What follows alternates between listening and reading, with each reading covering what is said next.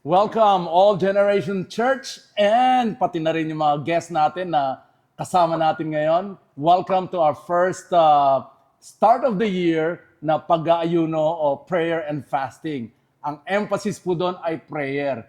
At alam ko po sa Biblia, sinabihan yung mga disipulo ni Jesus, ba't hindi kayo nag-aayuno? Di ba?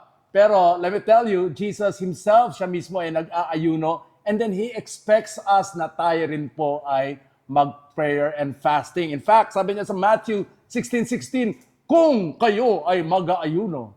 Or sa English po, when you fast. So hindi po if you fast, but when you fast. So we're going to do this. Pero let me share to you na ito po ay guided fasting. We will be giving you videos at 6 a.m. You can watch it and help you guide it. Once again, what we want is at least an hour of praying to the Lord. So, tayo po ay magsisimula. Bakit tayo kailangan mag-ayuno? No? Bakit ba kailangan yan? Meron ba tayong hinihiling sa Panginoon o imposible at pwede natin i-twist ang Panginoon, pwede natin siya i-pressure, Lord, kung hindi niyo bibigay ito, hindi ako kakain. Hindi po ganun yon. We pray and then we fast basically to receive instructions from the Lord. Yan po yung pinakamahalaga, to receive guidance from the Lord. And even Jesus, nung nagsimula siya mag-ayuno, it was to prepare himself o paghahanda ng sarili niya para sa gawain niya na itinakdanan niya na noon pa man. No? So yung ehemplo ni Jesus ay nagiging ehemplo rin natin. Meanwhile, let me also say, na malay mo, hindi naman malay, pangit yung word na yon, God can also answer impossible prayers during our prayer and fasting.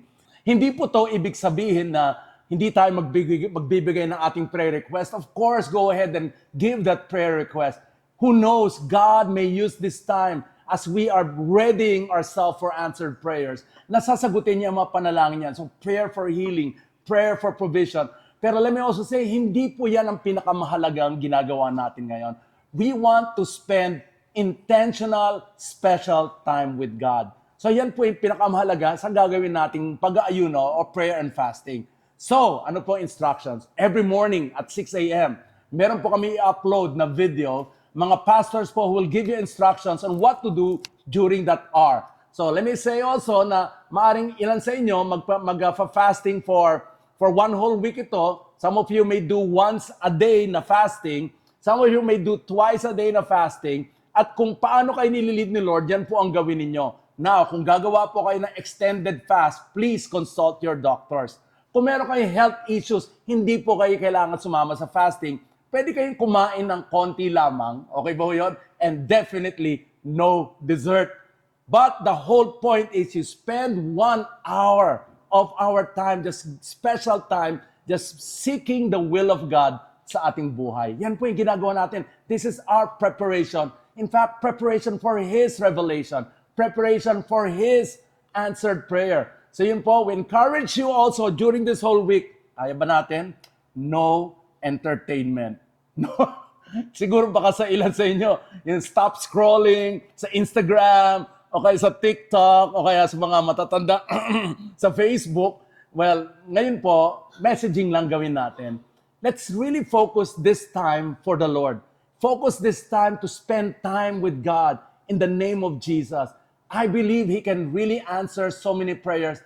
But let me also say na hindi po to primarily for answered prayers.